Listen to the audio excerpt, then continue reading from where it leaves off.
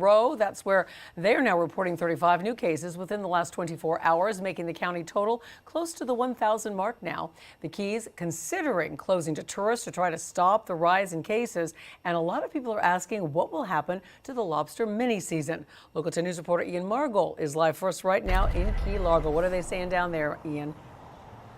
So the county's mayor is saying those checkpoints that we saw months ago, they are an option they are still looking at. They don't want to have to go back to that, but there are a lot of people who live here, who work here, who have a lot of concerns, and now the county is trying to figure out what their next step needs to be. It gets a bit crazier, and it gets, it just gets out of hand at times.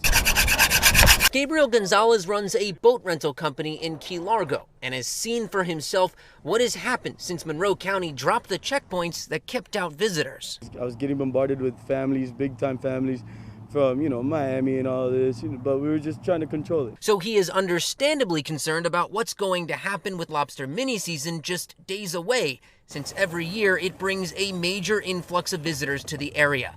The county has already mandated that starting Friday, restaurants and alcohol sales will have to shut down starting at 11 p.m. And more restrictions could be on the horizon as well. But Gonzalez says if they end up shutting down public parks and marinas, private boat ramps like the one next to his shop will get bombarded. I have a feeling that Monroe County, the sheriff would probably end up coming over here and just shutting it down completely. The county is desperately trying to find the right answers. On June 1st, the day after they took down the checkpoints, there were only 109 cases of COVID-19. But just a month and a half later, that number has exploded to nearly 900.